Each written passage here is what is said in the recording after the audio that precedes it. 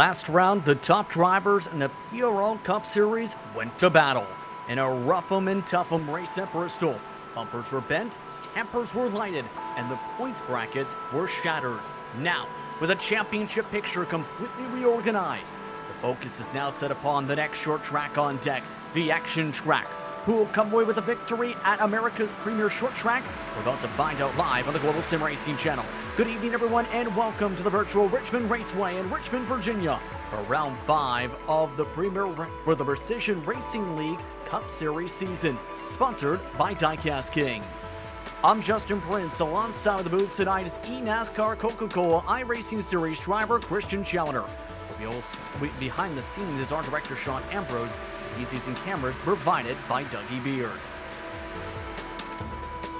As these drivers get ready for tonight's action, let's take a look at your GSRC lap guide for the best way around Richmond Raceway.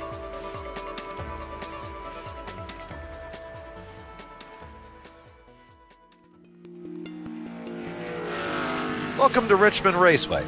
Richmond is known as the action track, and it's real easy to see how. The unique D-shaped oval allows drivers to reach a lot of speed into turn 1. Richmond has long been known as a short track that races like a super speedway.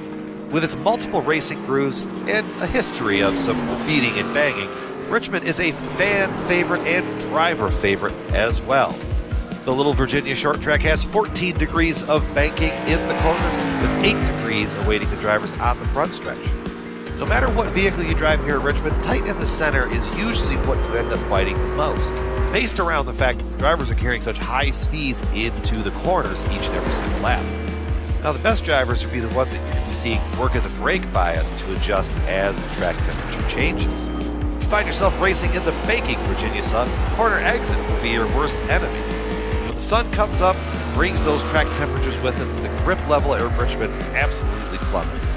Richmond has been around for quite a while, tracing its roots back to the beginnings of NASCAR. With a recent renovation, it's proud to be a NASCAR for quite some time, which isn't a bad thing if you ask me. This has been our guide to the Richmond Raceway. Sit back and enjoy the show.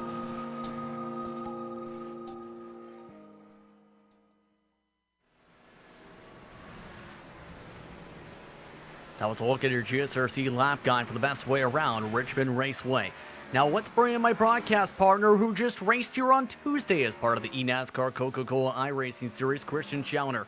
Now, Christian, what else can you add about this tough circuit that we're about to see today? Yeah, as you say, very, very tough circuit. 0.75 miles, so kind of a little bit of an in-between, not really a big track, not really a short track, although it does very much race like a short track. Very, very bottom line dominant here, so we're going to see a lot of drivers try and get down there as quickly as they can. Not going to see anybody out on the top side tonight unless they get stuck there, in which case you see them go backwards very, very quickly. And I expect we'll see a lot of action off both turns 2 and 4. It's very tricky to get the power down out of both ends of the track. And I think we should expect some yellows tonight and maybe some big ones as well. That is definitely a possibility here at what does constitute as a short track since it's under a mile, but of course, talk about our series sponsors. First, Diecast Kings. Shop Diecast Kings, your home for the best selection of NHRA, NASCAR, and diecast cars at diecastkings.com. Once again, that is diecastkings.com. You can also find them on Facebook at facebook.com/Diecast King. Series is also brought to you by ButtKicker. ButtKicker products bring incredible immersion and realism to every game.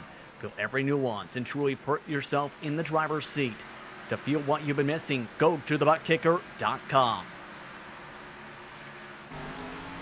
Now, as these drivers continue to make practice runs, let's take a look at what you may have been missing in the championship standings, because if you missed Bristol, you missed a lot. Richard Regan Jr. made his way to the points lead after a bad race for Joshua Daniels. Regan Jr. was as low as 3rd entering Bristol last race. That was prior to the Easter break. Adam Zemke comes in today 3rd, 13 points back. Charles Sumner and Colton Lane round out the top 5. Rough races for Zemke, Sumner, and Lane at Bristol. There was also the team championship for PRL Cup Series action, where Skidmark Motorsports is now in a tight battle with Whataback Racing. Just 2 points separate the two different teams entering tonight. Pilot Performance Group, Rescue Racing, 24/7 Racing round out the top 5 in the team standings, entering the final race of the first half of the campaign. Now, one other thing to discuss, the race details tonight. Christian, let's go over that tonight as we get ready for what should be an interesting one. And tonight marks the halfway point of the season, round 5 of 10. Next week we'll be heading to Talladega, totally different challenge. It's going to be 115 laps or 60 minutes tonight. Now, we do have 100% fuel limit in the series, so they should be able to manage this full distance. It'll be a little bit close on fuel, but I don't think we're really going to run into that issue at all. I think we're probably going to see a yellow maybe within the first 25 laps or so. As always in the series, it is fixed setup, but the setup is quite loose. It's a bit of a challenge, especially on corner entry into turn 1, so we got to watch out for that. No fast repairs and a 24 incident limit. Lots of drivers wanting to keep their cars safe today because if you look towards the track conditions, the final minute of warm-ups for tonight is blistering hot. It's hotter than what the drivers had in the eNASCAR Coca-Cola iRacing series, as well as in some of the races in preparation for the pro side. As well, 119 degrees Fahrenheit tonight is the track temp, Christian, for what should be a sizzling one here under the sunshine. Yeah, very, very hot, 119. Like as you say, much hotter than we saw in the eNASCAR race earlier in the week, and definitely a challenge for the drivers out there. It's going to make it very, very slick, and it's only going to play even more into making sure you don't end up running off that bottom line by accident, pushing up in the middle of the corner, because if you get stuck outside on the top, you're going to be stuck there for a long time, especially if there's a big group of cars behind you. As these drivers finish up warm-ups, right now the drivers, on average, for the most part, have been running their fast hot lap pace in the 21.6s to 21.7s. Bradley Holly has the quickest time in practice by about half a tenth of a second over Braden Johnson. Pat Harvey, Dan McLaren, Richard Regan Jr. round out the top 5 for warm-ups. Drivers, though, seen at least 3/10 of fall off, and the first 5 laps on average, and up to nearly 6/10 of a second in 10 laps. Now these drivers are all set to go for qualifying. 5 minutes, 2 solo qualifying laps to determine track position, which was a talking point for all the drivers throughout the week, regardless of what type of series you're in, Christian, because it can be difficult to pass here. Yeah, it's extremely hard to pass at this track, and track position really is everything. I think if we do see some early yellows, we're definitely going to see some 2-tire calls, or maybe even guys staying out just to get themselves cycled up to the top half of the field. Looks like we're going to have 25 taking the flag tonight, so it's not too detrimental to have a bad qualifying lap, but obviously not the way you want to start the evening. If you can start close to the front, say in the top 5, it sets you up much, much better. And mind you, this is a very technical track. You'll see it with drivers such as Joshua Daniels on your screen here, where you're needing to enter the corner well. You have to determine how hard you can enter the corner, how well you can stick the apex, throttle control, exit off the corner to make sure you don't slide or burn up the right rear tire. There's so much you have to balance as a competitor here, not just in Q, but for race trim tonight. Yeah, definitely. Consistency is absolutely key around this racetrack, and that really comes into keeping the tires on the car as well. The more consistent you can be around here, even if it means that on ultimate pace you might be a little bit slower, it just pays off, because any sliding of the tires, especially the rear tires, is just so detrimental, especially coming off the corners, particularly off of turn 4 actually, with that front stretch being really a curve the entire way. It's not so much a straight at all, and it really is where you start to see when guys have worn out the rear tires, they really start to struggle to get the power down off the floor. We're already seeing some drivers struggle to keep it above the yellow line, even a couple different spins. One we just seen in the barrels. Colton Lane is currently getting going for one of his first attempts on the racetrack. Already a lot of these drivers are being challenged. The pace is currently in the 21.6s at the top of the pylon for Jay Felton. Well, there goes Kalen off the circuit, while Cervantes wants to reset and re-prepare himself. So a lot of drivers are starting and stopping and just trying to make sure they get this run right so they don't, well, do what we just seen here. Yeah, that's an interesting thing, actually. Obviously, you do have the 2 laps, and sometimes we've seen drivers go out, try and feel it out on the first lap, and then reset and try and get their proper lap time in on the second attempt. But that puts so much pressure on you because it's such a difficult track in the first place, and there's really a very, very fine margin between both underdriving and overdriving the corner, especially the entry to turn 1. And if you make the decision to pull up and go for a second attempt, you're putting so much pressure on yourself not to make a mistake. And it catches out the best drivers. We saw Ryan Loser try and do quite an interesting tire warming strategy in the NASCAR race, and when he got down to turn 1 on his actual lap, he made a mistake and he had to start in 37th. He also did a full-on drift in turns 3 and 4 as well in that qualifying lap you referenced as well. Eventually came home with the victory after a mix of strategy as well as, well, timing in how things went for that race. But many of these drivers putting in some decent time still. Jay Feldman still on the top of the pylon. Should note there's a couple penalties to keep in mind tonight, Christian. One of them very crucial for Bradley Hawley after incurring 2 caution points at Bristol, including that contact we've seen at some points for the race lead. Hawley is not allowed to qualify and must start from the rear of the field. The air driver that was penalized, James Duke, 3.5 caution points gathered in 2 races, has to serve a 1-race suspension here at Richmond. So it can be tricky tonight for Bradley Hawley, telling his fellow drivers, in fact, he feels he's been told he has to go sit in the corner for 5 minutes. Yeah, it is actually a driver that I saw a little bit of in the truck race that we had here on Wednesday night. And he was trying to move his way through the field in that race too, and found how difficult it was to pass in that race. And I think he's going to taking some lessons that he learned that night, and maybe he's going to be trying to apply them tonight with this car. A little bit different, but the way the track races is pretty much the same. How did you pace yourself in the NASCAR race to try and get those passes done with that balance of wanting to move forward but also conserving your equipment at the same time so you didn't overcook the tires? It's extremely difficult because you can't really attack the car directly ahead of you to the extent that you kind of just burn your own tires off without really going anywhere. You have to really commit to making the pass work. I mean, there's a bit of a fine line between just accepting, okay, I need to wait a little bit and ride behind them for maybe 5 to 10 laps and then have a go, versus just going all out. Because if you go all out, and especially if you don't have a gap to the next car behind you, if you make a mistake, suddenly you go from the car that's doing the passing to the one that's being passed. So it's really a tactical game to make the decision as and when you want to push and as and when you want to try and make a pass that isn't potentially going to be detrimental to you. Let's take a look at the drivers who were able to push the best in qualifying now, because one of the early times turned out to be the best time in qualifying tonight at Richmond.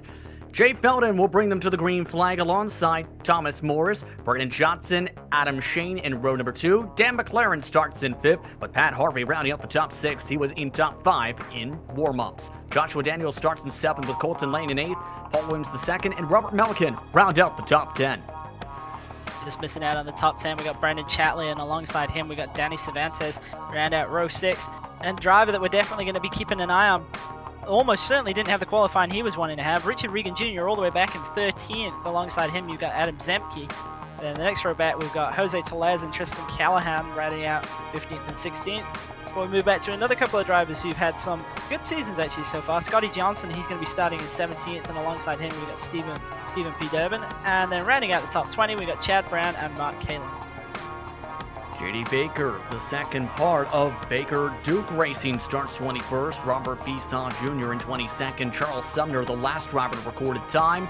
Rest of the drivers to take provisionals tonight: Charles Sumner, Bradley Hawley, Keith Haney, Eric Talent, and Baron Hilton. All will be a part of this race. One thing to note, James Duke will not be participating in tonight's race due to suspension.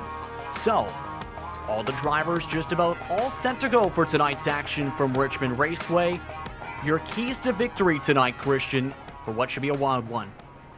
The biggest thing around this racetrack is definitely track position, and those guys that are starting on the outside lane, they're going to want to get to the bottom as fast as they can. That's going to probably cause some checkups in the mid-pack.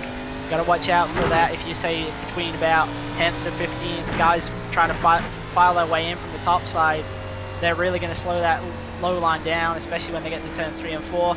And the other thing really is just making sure that you're not the driver that really makes a mistake coming off of, say, turn 2 and 4.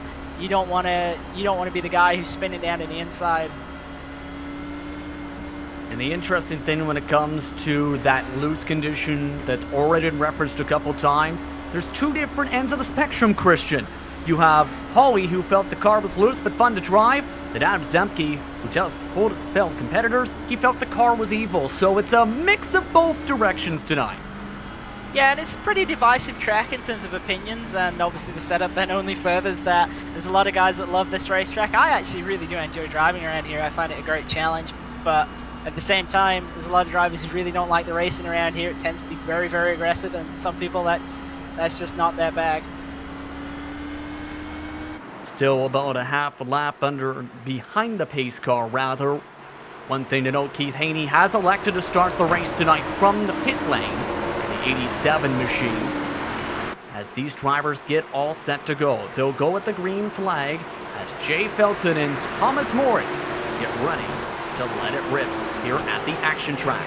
Pace car is off, drivers are ready, and the green flag is out. We're underway from Richmond.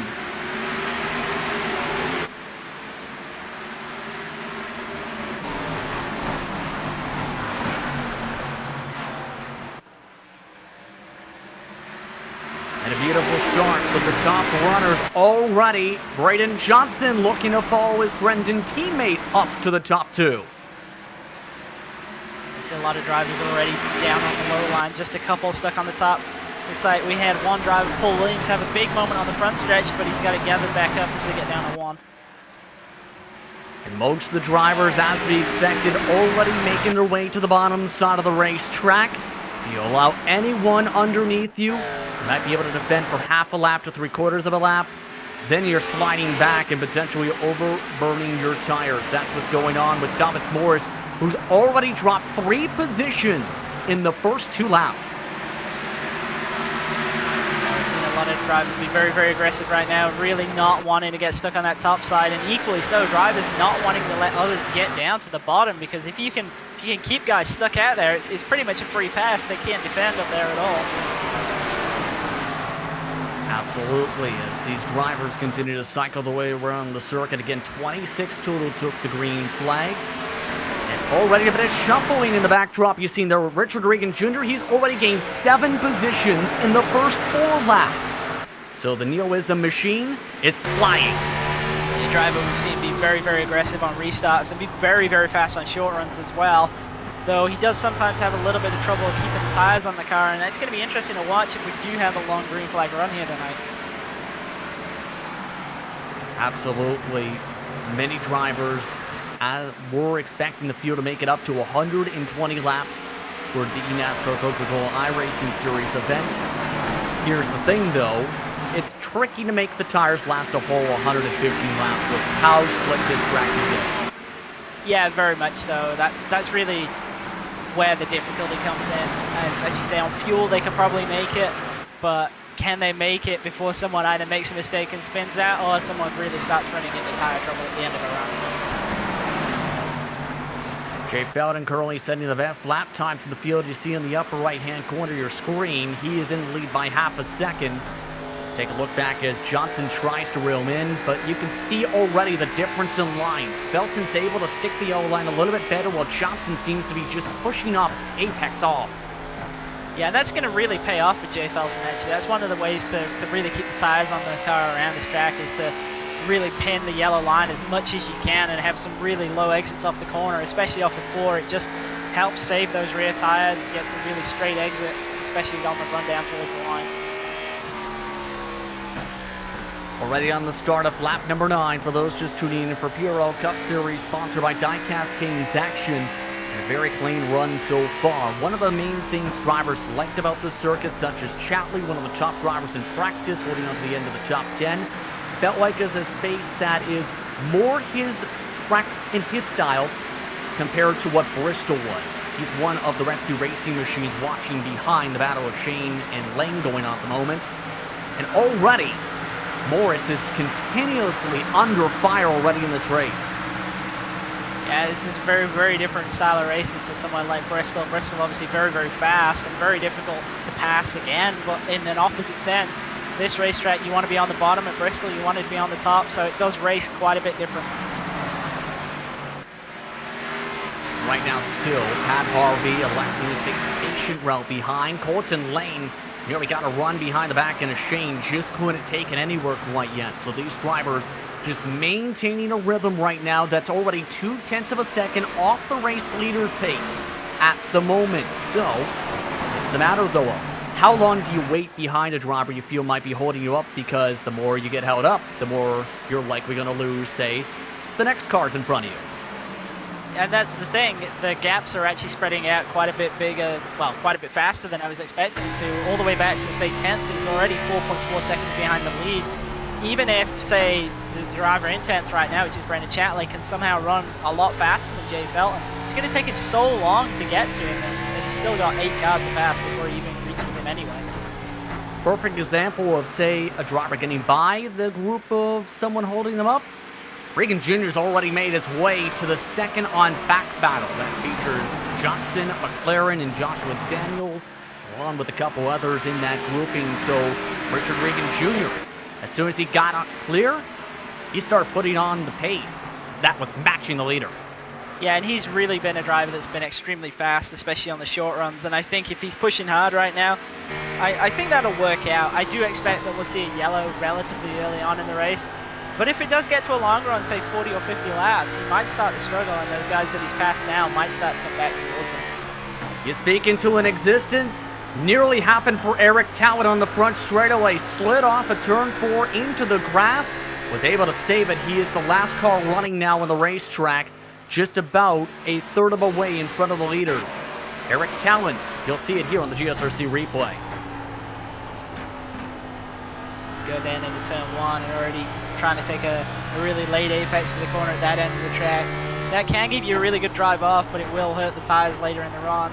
Running a quite conventional line through 3 and 4, but about a car width higher than he wants to be. Just getting on the wheel a little bit too much.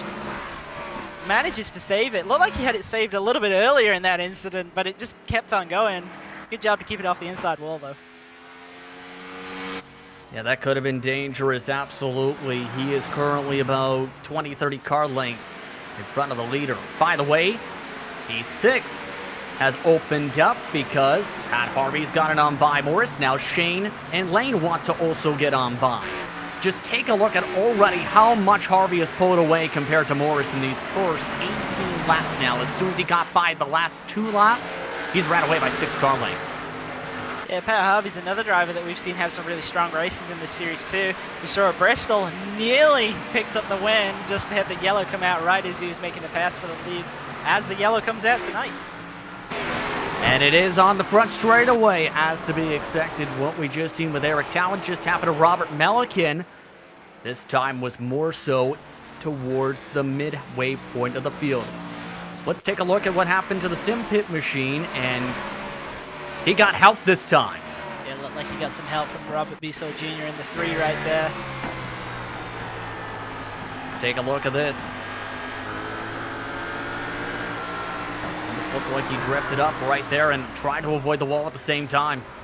Yeah, it did really look like the 12 kind of was about to get into the wall and had to check up, and the 3 was really tight to his left rear quarter and just drifted up at the same time. Kind of a meeting in the middle right there. I don't really feel like either driver is actually to blame for that. It's a little bit of a mistake on both parts. You see there, the 12 lifts. The 3 was committed to the line. So that brings out our first caution flag of the race already. At the start of lap number 21, he's now the last car running on the racetrack. Haney did not make it onto the circuit. Everyone else, though, down the pit lane, as to be expected in this strategy call. I think we'll see a lot of the front runners take 4 here. We might see some guys maybe between 10th and 20th take 2. Can jump you up the field, but you really are banking on a quick yellow. Race off pit road. Felton and Johnson come up first and second. Daniels to third. Regan Jr. to fourth. McLaren in 5th position. One of the storylines we've been keeping track of so far this race.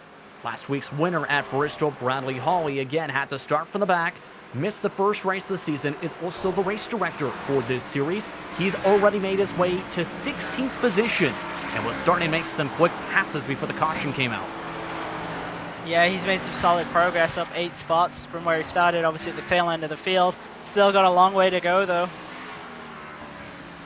Yeah, lots of positions, rather, to still catch up on the racetrack, but everyone lined up behind the iRacing official pace car at this moment for what's been a fun race so far. Your thoughts on what we've seen so far, because we've seen already a couple goers and a couple big comers.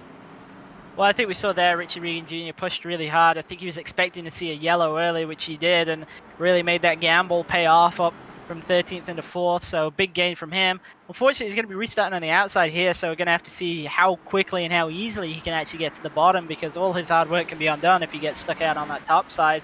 Which is actually something we saw happen to Pat Harvey, who's interestingly started the race in 6th, fell back, stuck on that top side, got himself back to 6th, and now he's going to have the same instance again.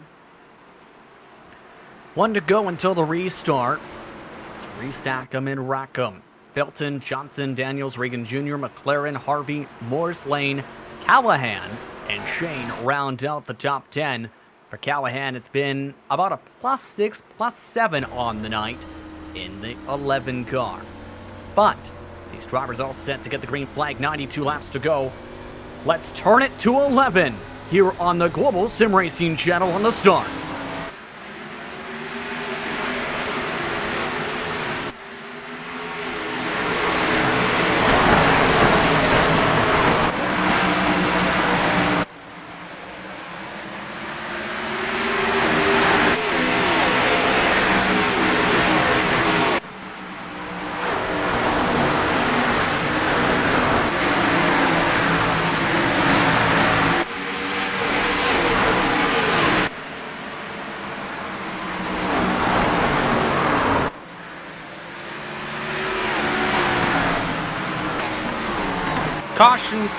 Caution flag is out as Morris gets put into the fence in 1 and 2.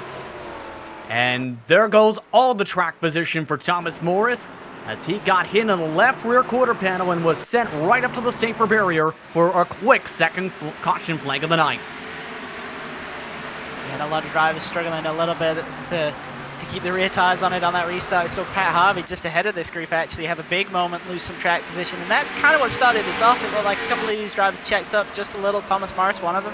So the 83 go to his inside.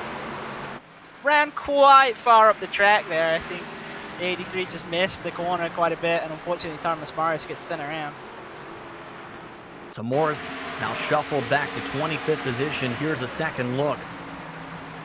You see the 83 is about a full car width higher than he should be on the bottom lane there. Yeah, drifted right up into the quarter panel and door of the 69. That brings out the caution flag. Now on lap number 27, and for obvious reasons coming in to replace the very buzzed and warmed up tires. Still though, lots of racing to go, and already some of the biggest storylines have moved their way towards the front. Richard Regan Jr., double-digit positions gained. He's on the bottom for this upcoming start because of the time at the caution flag. Yeah, he made a really good restart. Obviously wasn't disadvantaged by restarting 4th and then on the outside, able to get to the bottom and sneak himself up into 3rd. So now he's in a great position to really have a run at taking the lead here. Might be able to keep under Joshua Daniels going into turn 1 and take that second position away on the restart. Robert Melican was the lucky dog on this caution flag. Puts everyone back on the lead lap who took the green flag for tonight's race. As they still line up behind the iRacing official pace car. She'll get the 1 to go next time by. But that brings up the storyline as well, though, of lots of teammates making their way up towards the front. We've seen some good battles featuring, say, the Skidmark Motorsports machines cutting their way to the field. Remember, they're in that tight battle for the team championship entering tonight. Yeah, and definitely points battles throughout the field, and I think that's something that you've also got to be conscious of. Yeah, you might want to have a shot at the win, you might want to have a shot at a top 5, but the point system, it doesn't really reward those kind of top 5s and so on. Like, there's not really a great deal of benefit in finishing 5th instead of, say, 7th, other than the kudos of having a top 5. And I think when drivers kind of start to think a bit more about the points. They start to realize that, and they're maybe a bit more content to just ride in line and not be so aggressive. Because as we've seen, you can be stuck on the outside going down into 1, and you could be running well inside the top 10, and all your hard work is immediately undone if you get spun around and sent to the back. Absolutely, and we do have an error lap added as Milliken did have to come down and take his tires and fuel as the Lucky Dog car, but remember, Daniels came into last race as the points leader. Came out of the race down by a few points from the lead, so that's how much everything can change with one rough race like what happened at 77 at Bristol. Yeah, and I mean, it's a pretty short season. It's only 10 races in the season, so you can't really afford many bad rounds. I do believe there is one dropped round, but still, it's there's not many opportunities to make mistakes and have them not really hurt you going forwards. Of the drivers who have already missed one start inside the top 25 in points, McLaren, Hall Williams II, Hawley are those drivers who do not have the benefit, so to speak, of having a race that is the worst points haul to bank on. They had a race with 0 points in their totals. Coming to the green flag this time by Felton, the control car. Joshua Daniels starts on the high side. Pace car is off. And this time Felton holds them up. Green flag is out. We're back to racing. A great restart by Richard Regan Jr. He's already nose to nose with Joshua Daniels into turn 1. And move Regan Jr. up to second as Felton missed the bottom. Here comes Regan Jr., the points leader, looking to make the pass. He tries to dive it in, low force to check up hard. Yeah, very, very tight between Felton and Regan Jr. right there. Felton really cut down to the bottom end of 3. He was just about clear. Nearly missed the corner himself doing it, though. Yeah, and Felton this time hits the bottom much better, but Regan Jr. gets the exit much better all over the back bumper once more of the 5 machine. Some great battling up towards the front off this restart. It's going to be curious, though, to see how patient Regan Jr. will be here. Looks like Felton's going to give him the space, though, and bump him. Caution flag is out as Felton saves it and gets shot a second time. Chatley also involved, trying to avoid the incident on the top of the wall. And the caution is out for the 3rd time. They had some side-to-side contact there with the leaders going down into 1, and it really looked like Jay Felton had it gathered up, but then just gets collected. You see, that's going to be big damage to the left side after Chatley's hit him.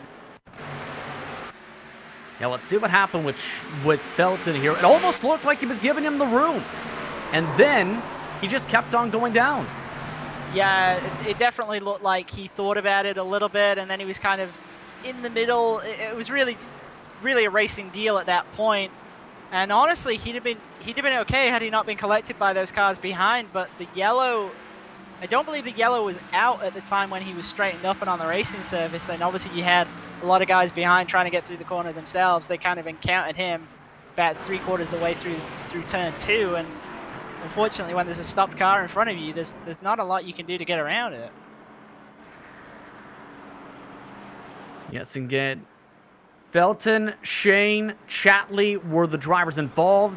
I believe the 78 machine of Baker also hit the front nose of Felton as he went by. So 4+ drivers were involved. Felton and Shane getting some of the worst of it, as well as Chatley here. And already drivers being instructed to be patient, which is very vital here at Richmond for obvious reasons. And I think that right there showed you how quickly your night can turn around. And just looking through the list right now, our drivers that started on the front row have had a really tough time so far. Thomas Morris started 2nd. He's down in 23rd. And obviously Jay Felton, the pole sitter, just went around and is now the last car running in the field. Yeah, Felton amongst the drivers now having to get repairs. Shane also getting repairs in the pit lane. Baker also had to come down to get his damage repair. Shane will elect to go a lap down, while Felton will try and maintain the lead lap at this point. Regan Jr., though, does have a bit of damage from that contact on the right front fender as well to keep an eye on. As the rest of the drivers now in the conversation, Lane, Johnson, amongst some of the drivers now moving into the top 5 after that. Yeah, we got a lot of drivers, some who made some really good progress actually throughout the race. Danny Cervantes is up in the top 7, started 12th, and another driver who's had some big moves, Bradley Holly, up in 11th, almost inside the top 10 now, and started 24th. Some really impressive runs, to say at the very least, as these drivers have cut their way to the field.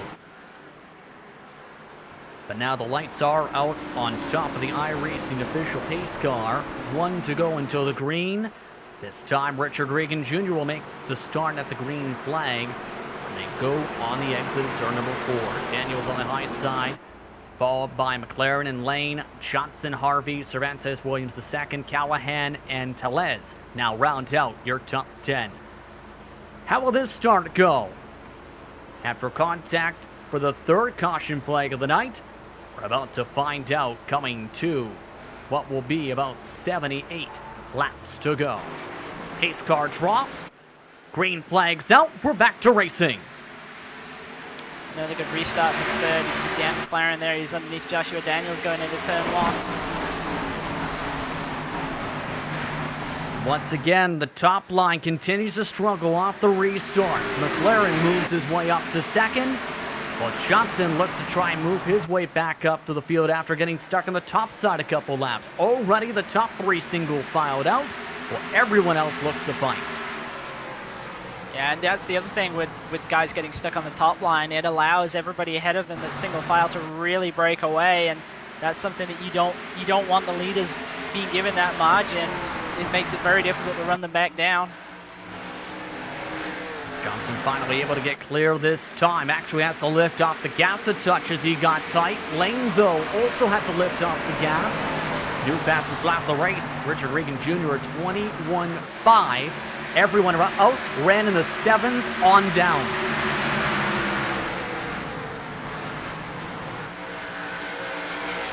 Take a look at the fight now between Callahan and Williams, meanwhile, as Callahan has quietly been one of the stronger cars tonight in this top 10.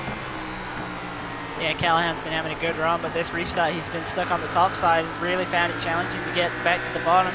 Just managing to slip in there ahead of the 64 Chad Brown. Coming off his best performance this season, his last start in the 3rd round of the campaign. Already losing some ground, though, to the drivers in front of him in the top 10. Let's go right up towards in front of him, where Williams II, he now looks to pounce and try and cut his way up through the traffic. You see he's got Danny Cervantes ahead of him, and Cervantes is looking pretty exciting, to say the least, coming off the corners. I think it won't be long until he's starting to struggle a little bit with his rear tires, especially off turn 4. Yeah, many of the drivers you're seeing, they're already missing the yellow line to the point where they're drifting up nearly to hit the wall and corner exit. Seems like they're trying to take that wider arc more so than the flatter entries we see in a lot of the track that we've seen in the NASCAR Coca-Cola iRacing series from some, and are just not able to stick it. Yeah, and that's the thing, that the key really to keeping the tires on at this track is to come off the corner as low as you can. So anytime you see a driver who's washing up towards the wall and having to crank more wheel in it, they're really hurting their tires having to do that. There goes Bradley Holly as he now moves his way up to 6th, making a plus 18, multiple-time series champion. And mind you, Holly was the quickest driver in warm-ups, remember, in the early portions of the session in the 5s, and is right now running at a pace comparable to the race leader. And I think he's definitely going to be one to watch, especially if we get maybe 1 to 2 more yellows. I think once he gets inside the top 5, he's definitely going to be a contender for this race win. Absolutely at this point. In fact, he was the quickest driver last time by. Meanwhile, Daniels to get by McLaren. McLaren with the new look tonight. We'll look as Daniels gets clear for 2nd once again. Big gap to run down to the leader, though, about 1.5 seconds between Daniels and Richard Regan Jr. at this point. Now things very calm and steady so far in this race. Now coming to 68 laps to go, this time by. Gap has already grown by astounding 1.6 seconds in this run so far. Again, should note, Callahan continues to slide down the board while Zemke looks like he's been able to get a handle of this race car as the race has progressed now. Yeah, Zemke didn't really fire off the race too strong. Obviously started in 14th. He is in the positive. He's up to 10th right now, so again in 4 spots, but not really been able to get much going in the first half of the race. Meanwhile, 3 wide at Richmond is usually not a good thing. These drivers went that direction, and the battle going on for about 12 on back. These drivers really wants to get these positions. Falling on board with Tellez, for example, as he's trying to wait for the perfect opportunity, it appears, to try and make a move. Yes, he's got Mark Kalin ahead of him. He's just past Chad Brown. Brown still stuck on the top. Just catches the wall off at 2, slows himself down, and Tellez is going to be able to clear him easily in a 3. So move Tellez up in position. There is right front fender damage now on Chad Brown's machine for the contact. And now Tellez can breathe for a little bit. He was the fastest car on the racetrack, by the way, while Brown, you'll see that just at the edge of the fender, taking the corner exit a little bit higher than his fellow competitors and a lot more lower on entry. And that's something that you really do have to commit to early in the run. It's not something that you can change up a lot. And the corner entry transitions at this track, especially the one actually into turn 3, is quite severe. And how early or late you enter the corner can really change the handling balance of the car. Our performance group, one of those drivers you see on the screen. Meanwhile, some of the other drivers fighting continue. Colton Lane, one of the Whataback Racing machines, trying to put on the attack on Pat Harvey, one of the Skidmark Motorsports machines. Lane looking a little bit quicker on exit, just a touch. Well, it seems Harvey is comfortable on quarter entry to apex. It just looks like Harvey's trying to save the tire just a little bit, and we saw this out of him at Bristol last week. Really, really strong with the tire saving on the short tracks. Now, with kind of a little bit deeper into this run, he's starting to make some moves. You see he's got Holly in front of him. He's obviously made some huge moves up in the top 5 right now. Absolutely at this point, as you still fall on for the back end of Harvey. Actually gaining a little bit of ground now as he slowly but surely tries to keep up with Holly. Thing is, though, Holly was quicker by 3/1000ths of a second. Just about 2 car lengths in front of the front nose of the 67 machine. 60 to go now this time by the way. As Holly is slowly but surely just in front of these drivers. Remember, try to reel in Braden Johnson and Dan McLaren to get to his highest point of the race.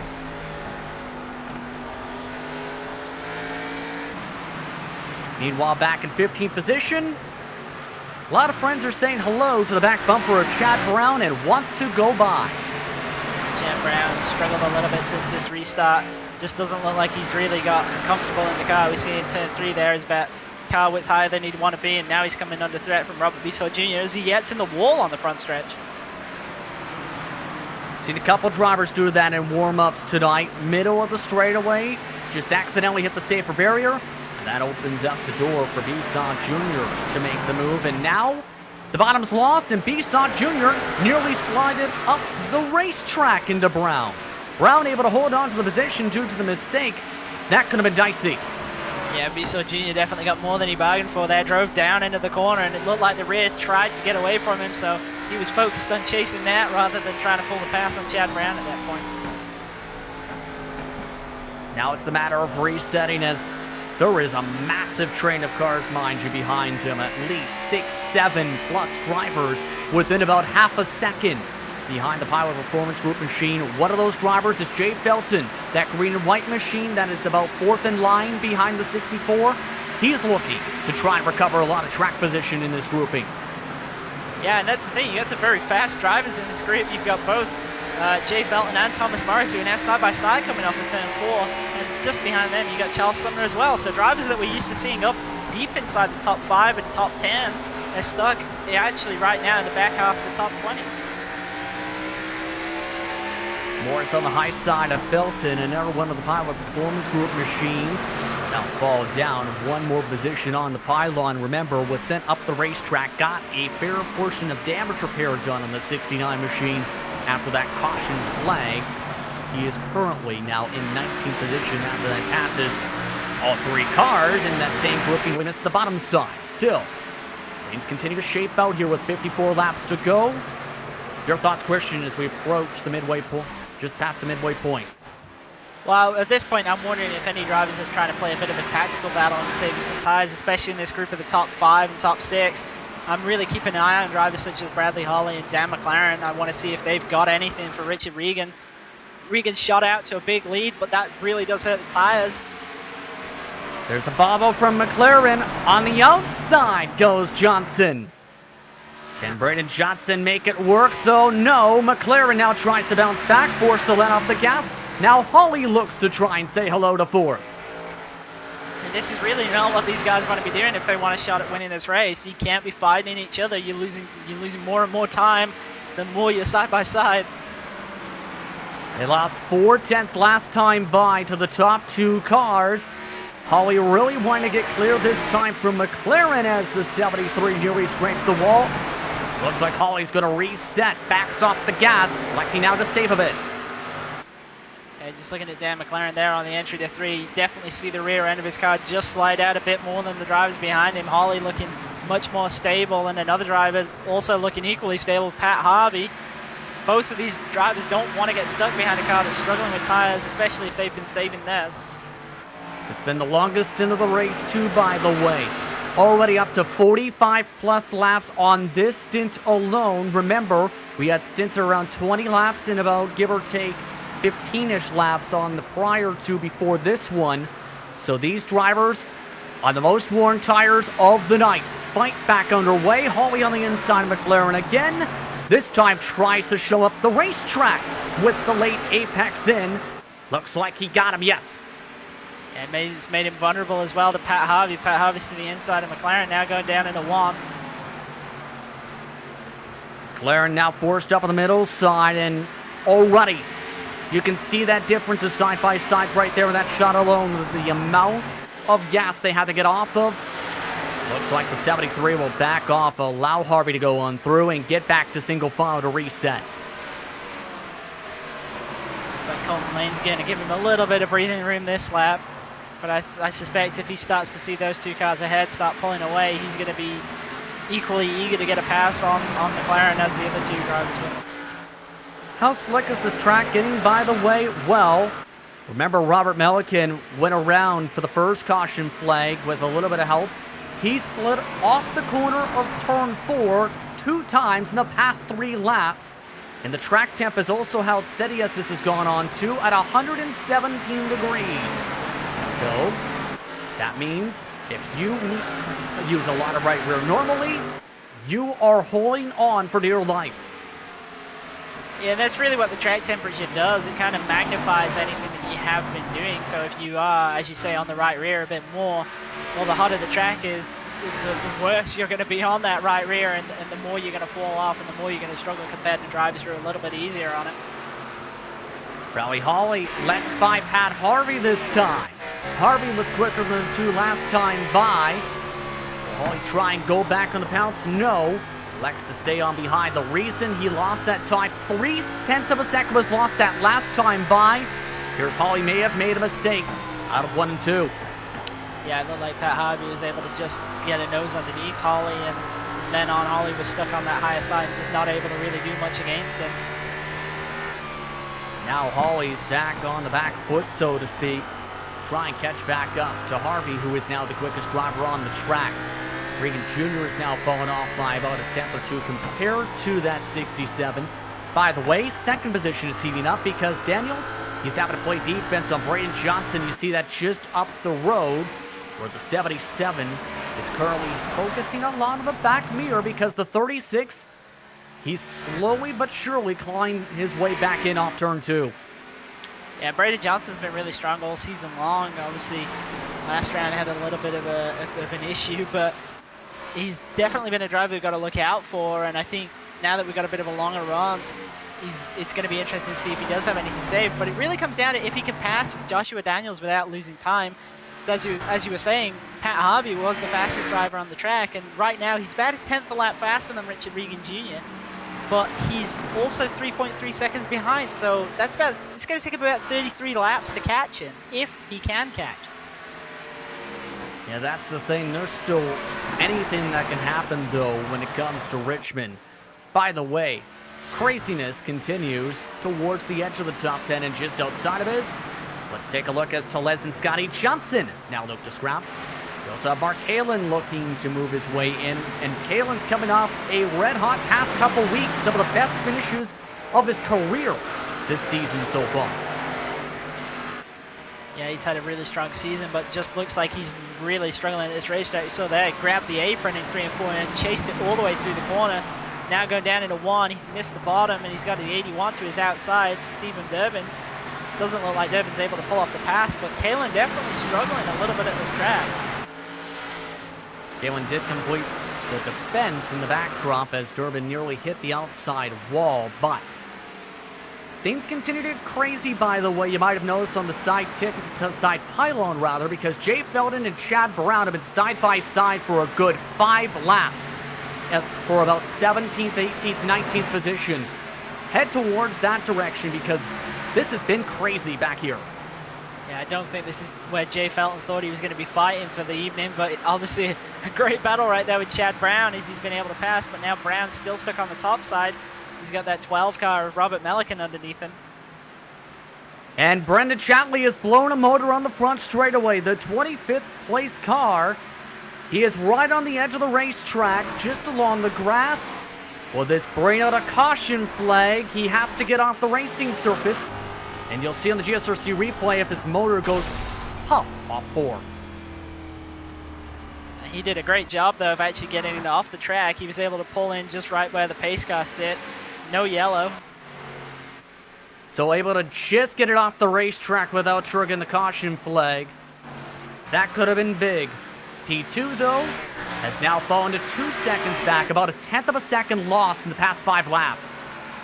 Yeah, it just doesn't look like Joshua Daniels can match the pace of Richard Regan Jr., but Braden Johnson equally so can't get past and can't see if he can run Regan Jr. down. And whilst these two are fighting, we've got Pat Harvey's closing them both down. Harvey is still the quickest car on the racetrack in the 22.7s, leaders in the 22.8s. These drivers are in the 22.7s, 2.8s, where they've been going back and forth from mid to high 7s and low 8s. So now, how do you play this if you're Pat Harvey to try and get by these guys quickly and efficiently, especially since you need to make a move on at this point? Well, you've got to make it seem like that you're so much faster than them that they have no choice but to really let you go. So what you can't do is you can't get to them and then sit there for 5 or so laps, because then they think they can keep you behind them. You've really got to make it seem like you've just got so much more pace that there's nothing they can do, and just get the pass done as quickly and efficiently as possible. He actually backed off a lot last time by a full 1/10 of a second once he got inside the dirty air of the 2 drivers in front. That's also allowing Bradley Hawley to close into this battle, so this is about to get hectic. Nearly a 4-car battle starting to form up, it appears, for second position with how things are shaping out in this long run. Yeah, you can see that all of them are starting to struggle with rear tires, and it's interesting that you mentioned with that little bit of dirty air. It's something that I felt throughout the week. I felt when you got about maybe 0.2 to 0.3 seconds behind the car ahead of you, it was almost like you just had this bubble that you just couldn't push through, and it was actually very, very frustrating, and I think that's what Braden Johnson's struggling with right now. Almost looks like that Johnson's trying to keep his car on the edge of a bubble or an exercise ball almost on some of these corner exits. Has been really slipping and sliding. You've seen the back rear view from Daniels. This time, it'll stick it much more better. In fact, run this time for Johnson. Will he try and get it to the inside of Daniels? Leaves a lot of space for the high arc. And Daniels forces really a mistake. wide.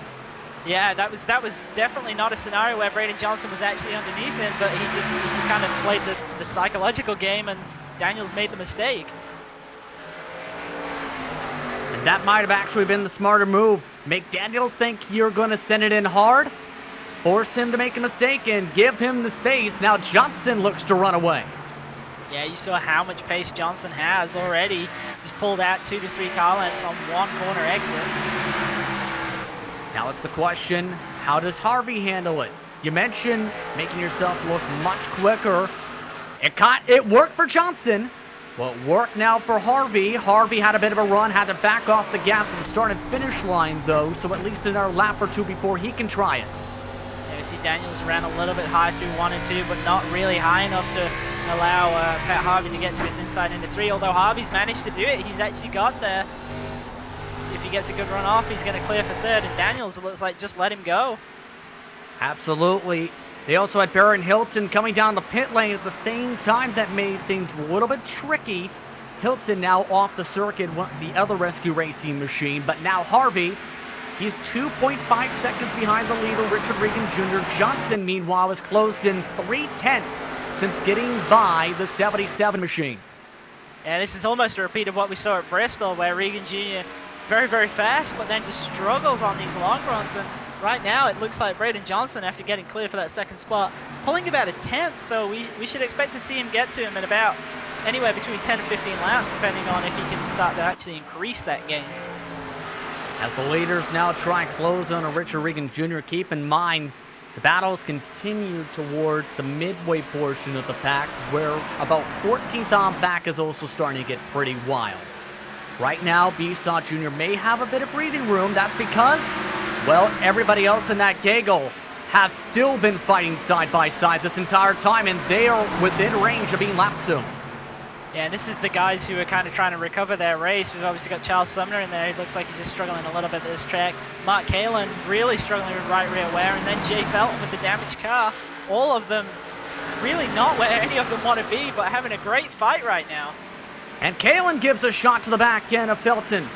Felton really went off the gas on corner exit, and now everyone's bunched up again. Kalin trying to make the move on the bottom side, while Talbot also looking to get on the conversation. He's a +5 on the race. You see there, Kalin was able to get under Jay Felton, but Kalin has absolutely, he has negative drive off at this point. He just can't get out of the corners for anything.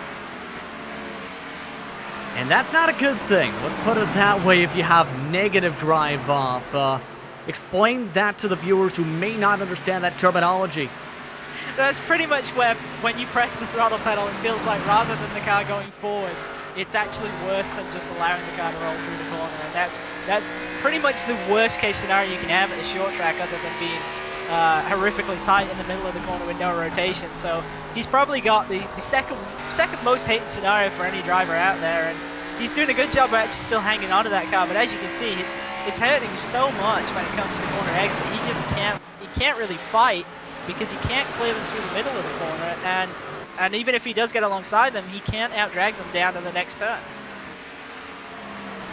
So what you may or may not be saying is, if he goes in reverse, he'll get positive drive off? I'm saying that maybe if he waits a little bit longer on the throttle, it might actually help him. Yeah. I was trying to make a joke, but very informative. By the way, let's check in on P4. That's where Daniels is now saying hello to Bradley Hawley and Colton Lane. This is now about 3 seconds behind the race leader. Daniels has really fallen off in these past few laps. He's still a bit quicker than the leader at the moment. Problem is, the drivers behind him are about a 10th or so quicker each lap.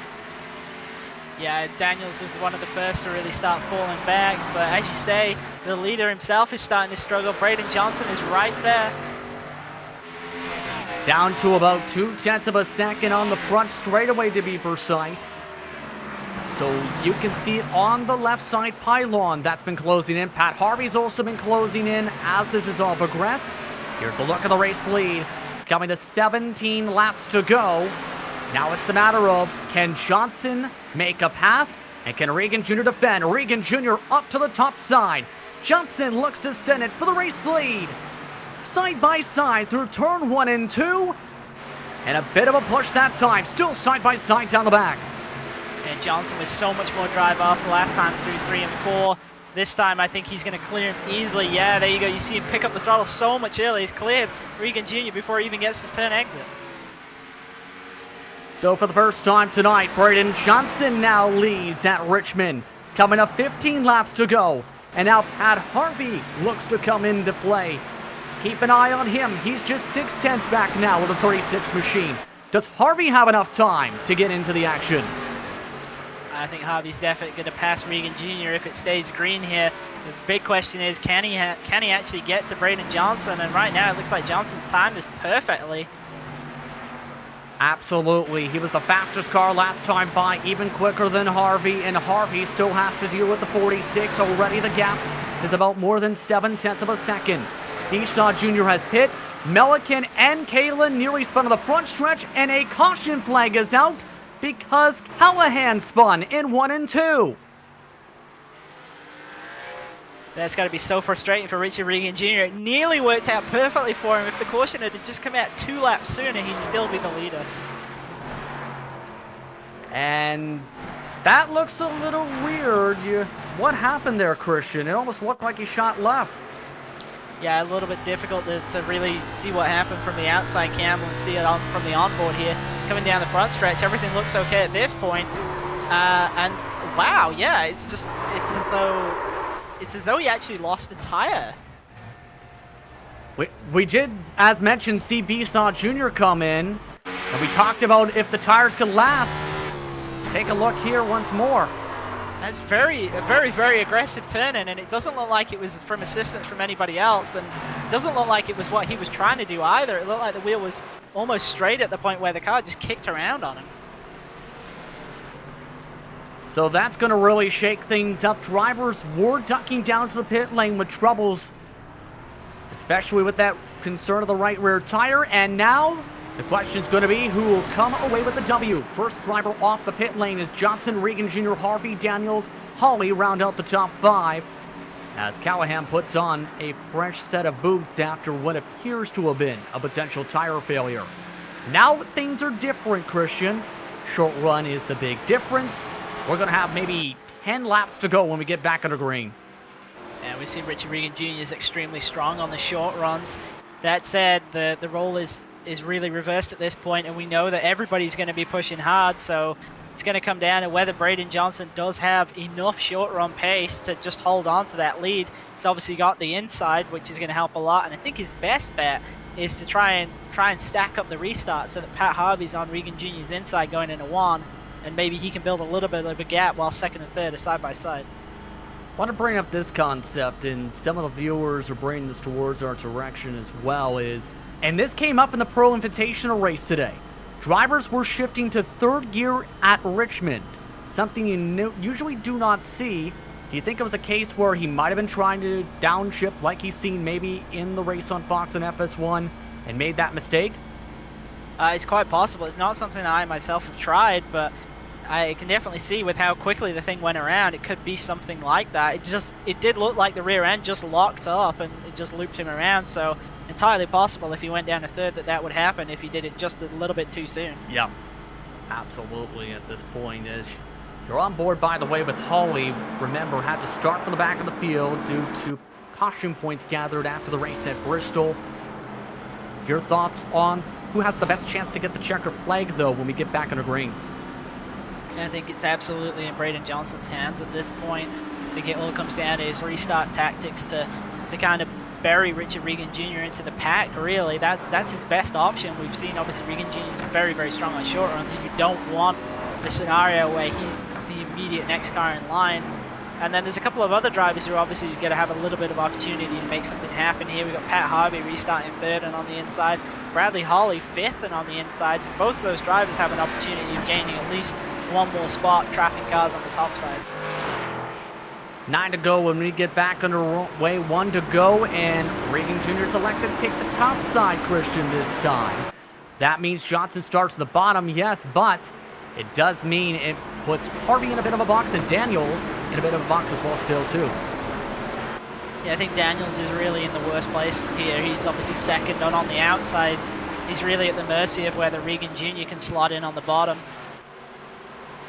Pace car drops off. How will Regan Jr. play this? Green flag is back out. Off and away once more at Richmond. 9 laps to go and already near 3 wide. A huge jump on the restart there from Regan Jr. Obviously, Braden Johnson just wasn't able to match him on the bottom. Quite surprising, really. Now Johnson already about 5/10 of a second behind. Everybody else looking to fight. Lane still stuck on the top side. Holly was able to get single file as they continue to try and fight hard for valuable points-paying positions. Lane gets a shot this time from McLaren through 1 and 2. Yeah, you got a lot of stacking up happening through the mid-pack here. You see Paul Williams trying to get under McLaren now. Things, meanwhile, are getting dicey, should note. At the back half of the field, they have been 2-3 wide for the past 3 laps and nearly tapping the wall at the back part of the field. So anything can happen these next 6 or so laps. 6 to go this upcoming time by. Yeah, huge fights in the midfield. A lot of 2x2. A lot of drivers still stuck on the top. Kalen missing the bottom of the racetrack, went down to the apron, the back portion of the field. As this is going on, things continue to get crazy up front. Bradley Hawley now fighting for 4th position on the bottom side as Harvey tries to defend as much as he can. Coming to 5 to go this time by as Hawley gives him the late arc. Yeah, we've seen Harvey's very good on long runs, but just a little bit lacking on the short run pace, and now he's vulnerable to Colton Lane, who's on his inside. We've got nearly 4 wide going on behind him. That's at the back end of the top 10, just at the back edge. You see the 2 wide coming off the corner. Things continue to shape out crazily. Now 4 to go. The lead, though, is separated now to a full second, while drivers like Williams II enter the conversation as well for a good finish. Yeah, and at this point, we just got drivers really trying to get everything they can get. Looks like the top 7's really single file, but everything behind that is up for grabs. We've got 2x2 pretty much throughout the rest of the field. Really getting interesting as where did Richard Regan Jr. go? I think Richard Regan Jr. might have had a technical issue at the worst possible time. Now Johnson's in the lead. Yeah, he's disappeared from my scoring pylon, and right now I think he's being scored a lap down. Unbelievable, as Kalen was involved in an incident with one of the rescue racing machines. You'll see one of those drivers against the wall coming up down to the final few laps in what has been a crazy finish now at Richmond. Yeah, it's obviously heartbreak for Richard Regan Jr. there. He definitely had the race won at this point. He'd taken off in the lead, and now it's gone back to another driver who'd also had the lead, Braden Johnson. White flag this time by from Richmond Raceway. Johnson looking to come away with the W, separated by 0.3 of a second. Can Daniels close in, or will there not be enough time? Lap traffic is up the road by 10 car lengths.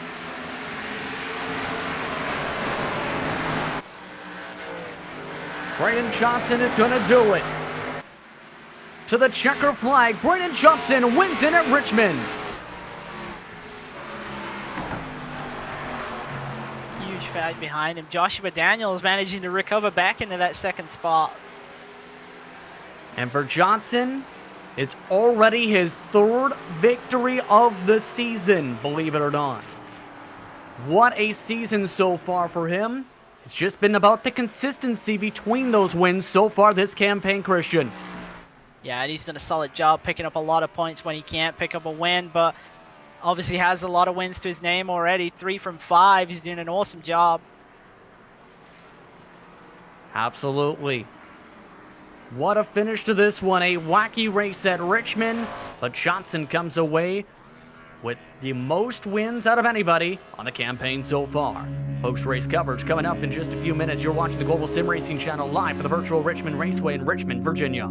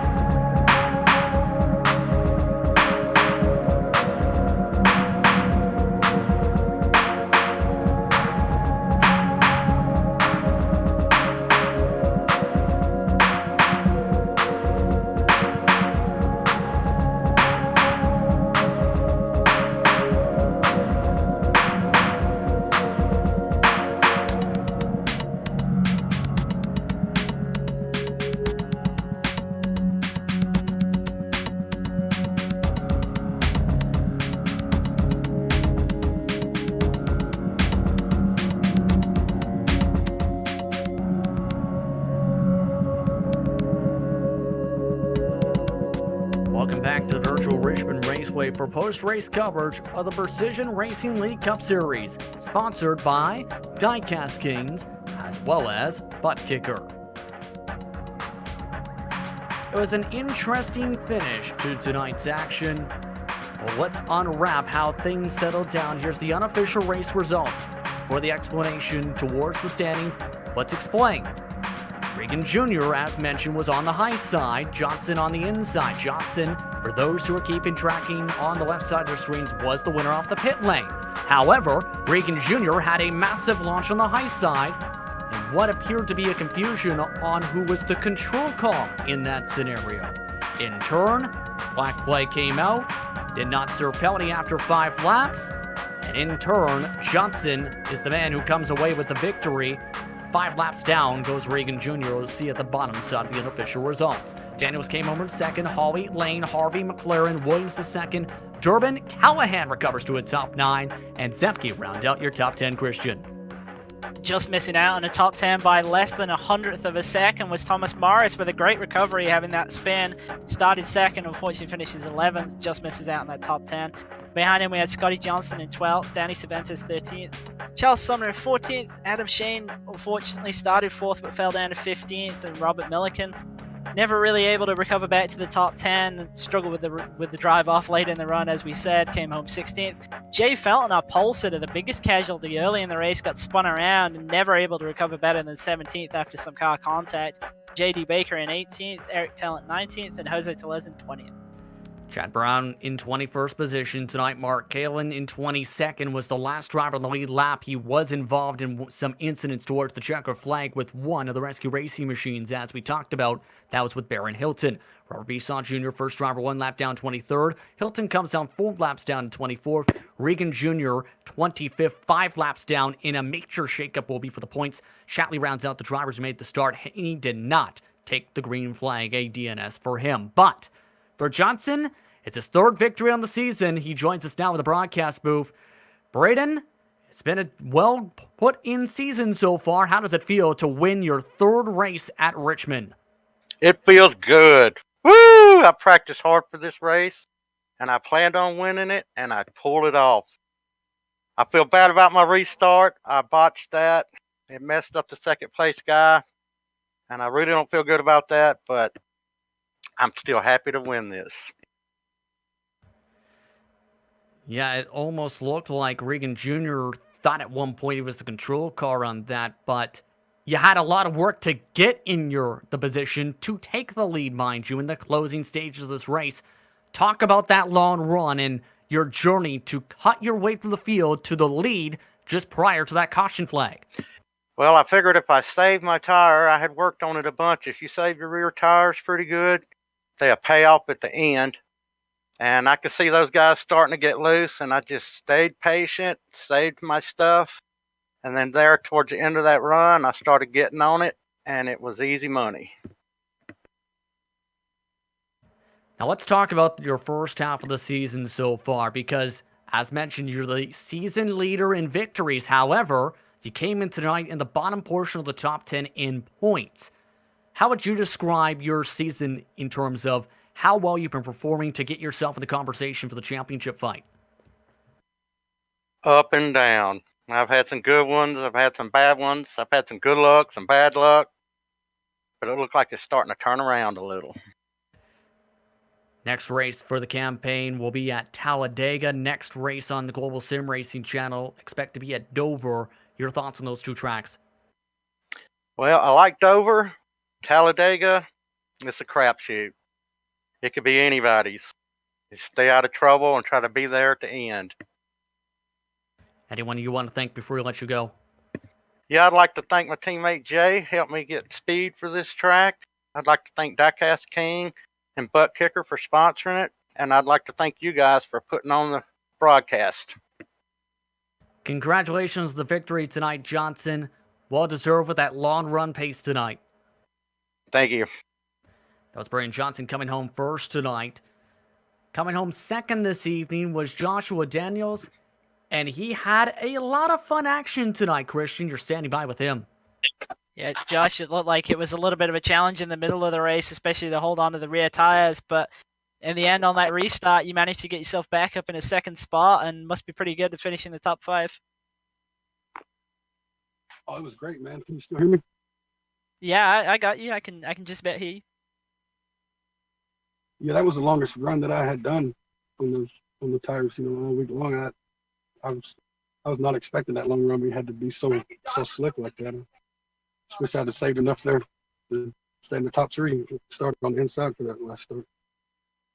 Yeah, it definitely looked like it was a challenge. You weren't the only driver out there trying to hang on to the rear tires. Obviously, we saw Regan Jr. struggle with it a little bit as well, and obviously the qualifying pace was there, though. You started inside the top 10 and looked like a pretty solid race for you throughout. Now, in terms of the championship, we've seen you have some good runs so far in this season and actually in past seasons. Have you kind of got any thoughts in terms of the point standings and what you're kind of aiming for in it? Well, I may have took the lead unless the leader had passed me on this race. But I think I was the second, 4 points off. I was hoping that this would get me back up in the first, but I'm going to go for the championship. I'm going to be putting it all in. That's definitely what we like to hear. And now, obviously, the strong second place finish is going to really help you out in terms of points, and look like there's a little bit of a team effort as well going on out there. You got any guys that you want to give a shout out to and a thanks to? Just all the sponsors, the GSRC and the Diecast Kings and the PRL. And the guys, they put on a good league, and there's no better place to race as far as I'm concerned. There's no better people to broadcast the race than you guys. That's for sure. All right, well, we're glad to hear it, man, and we're glad to have you up here in the booth. And thanks for coming and chatting with us. And once again, congratulations on the second place finish. Okay, thanks, man. That was Joshua Daniels coming home in second, and he wondered, did it get him back in the points lead? The answer, no. Your new points leader is your third place finisher. Join us in the broadcast booth now. Bradley Hawley, first things first. How are you feeling after such a long way through the field tonight? Pretty. I didn't even.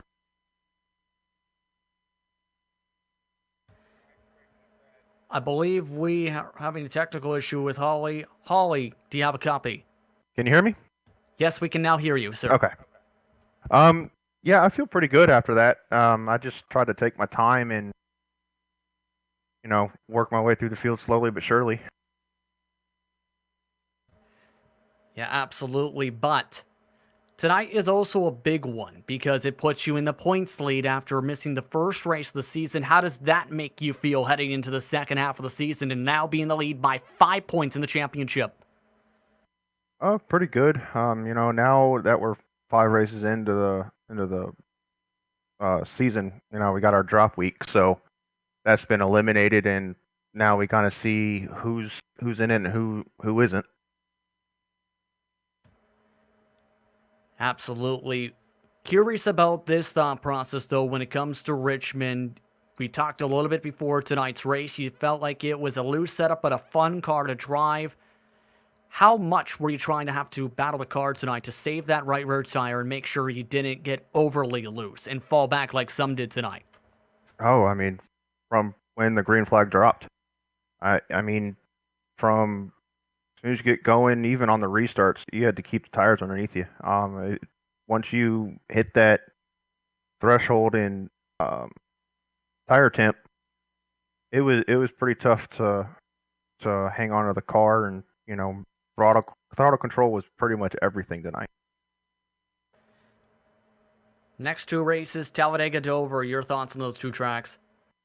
Oh, Talladega, and Dover. That's another fun track, especially if we have another loose setup. That's what I'm kind of hoping for, because there's nothing more fun than coming off a 2 and 4 sideways. Anyone you want to thank before we let you go tonight? I'd like to thank you guys for broadcasting us week in, week out. Diecast Kings for sponsoring us for this season, and the Waterbeck guys for hanging out and trying to figure out what we need to do in the race. Congratulations to top 3 finish tonight, Holly. Thank you. That was probably Holly coming home in third. And stay by with Christian Challenger is the man who was leading in the final stages of this race tonight, Richard Regan Jr. Christian. Richard, it looked like there was a little bit of confusion on that last restart. Brandon Johnson told us that he had a little bit of a mistake that really checked him up, and it took us a while to figure out what had actually happened to you. And my thought on it, it would be nice if you could confirm that this is what happened. I was suspecting that you got a black flag for passing the leader before the flag stand, and then just kind of ran out until you were disqualified from the race. Yeah, pretty disappointed. The leader, I just looked back at it. I guess he was in third gear or something. I don't know. He went from 40 mile an hour to 65, and the rule book says you must maintain pace speed. If you start accelerating, you're going. So I started going, and then he slowed down, and I slowed down. And I almost got rear-ended, so I started going again. And they wouldn't clear the black flag, which is a rule. They can't clear black flags on the green, so they're going to review it. And I don't know. Hopefully they can overturn it, but I don't know what the result's going to be if they overturn it because I got disqualified out of the lead. So yeah, definitely a disappointing way to end the race. And obviously we saw that you were very strong, especially on those short runs. And I think it would have been interesting from our perspective if we got to see you kind of running out there those last 10, trying to make that pass for the lead. And it looked like on the long runs, the yellow came out just maybe 2 to 3 laps later than you needed it to. Otherwise, it looked like it was going to be a good strategy to go out there and build that lead. Obviously, points-wise, it's going to hurt quite a bit if they don't kind of give you some kind of recompense in terms of the points to get you back up. So obviously, right now it's showing the 25th place finish instead of, as you say, when you were effectively the leader or before the restart second. So it's going to hurt. Going forwards, though, obviously still got 5 more rounds to recover. Next round is going to be Talladega. You got any thoughts about that? I love plate tracks, so I don't think you guys are broadcasting it next week. I think you guys will be broadcasting the majors. But yeah, we're going to go out Dega and try to win that race, and we're going to try to come back strong every other race. I got to work on my long run. They keep changing the tire every 13 weeks, as you know. So I keep getting stuck in the loop of the old build. So not a huge fan of this build currently with the tire. I'm still not able to figure it out too much, but we'll get there. And hopefully they can do something about that restart because definitely did not deserve a 25th place finish because of that. Yeah, as you say, definitely you got to keep up with the tires a lot, and completely different challenge at Talladega. As you say, we'll be back covering the series when it goes to Dover. And before we let you go, anybody that you'd like to give a shout out to tonight? Yeah, I'd like to give a shout out to my mom, stepmom, dad, and my aunt for watching. Shout out to Jesse Abraham, my painter at Neonism. If you need a paint, go look them up at Facebook at Neonism. God, thank you guys for broadcasting and everyone. Well, thank you for coming and chatting with us, and unfortunate way to end the night. Obviously very strong, and good luck for the next round at Talladega. Yeah, thanks. That was Richard Regan Jr. coming home unofficially in 25th position tonight. I'd like to thank him, Johnson, Daniels, and Hawley for joining us in post-race coverage. Now, before we say goodbye, Christian, your final thoughts before we go off to the sunset. I think the drivers did a great display today in terms of the racing on the track. Obviously, it's been a challenging week throughout other series, and we've seen a lot of honestly quite rough racing at this racetrack. And tonight we saw quite a lot of clean racing. We did obviously have some yellows, but for the most part, everybody kept their nose clean, and the incidents were minimal. We didn't have a big one as I was expecting, and I think everybody did a great job tonight. I think it's a totally different challenge for them when they head to Talladega, and then once again when they move back to Dover, when we'll be back covering the series, it's different again. So there's a lot to keep up with as a driver, and I think the quality of the field is very, very strong in this league. Absolutely, and championship fight very close, but again, things can change with how things settle officially after tonight's events. But we'd like to thank you for tuning in to tonight's exciting action from Richmond Raceway. We'd also like to thank Charles Sumner and the rest of the Precision Racing League for organizing this strong series. We'd also like to thank the sponsors as well in Diecast Kings and ButtKicker for being a part of 2020's second season. We'd also like to thank the companies who provides the software and hardware for our broadcast, listed up on your screen now. With additional thanks to Drew the Lawn, who provides our wonderful music. See the screen for how to get a hold of her great work. Thanks to the team today, and Christian and Sean. If you'd like to find out more about GSRC, including the upcoming races, you can find it at globalsimracingchannel.com. If you'd like to help support the channel, you can check out our merchandise for sale at gsrc.storenvy.com. Or you can check out our social media on Twitter at GSR Channel, Facebook at Global SimRacing Channel, and Instagram at GSRC_Graham. Don't forget to head over to our YouTube page and hit that big red subscribe button so you don't miss a moment here on the Global SimRacing Channel.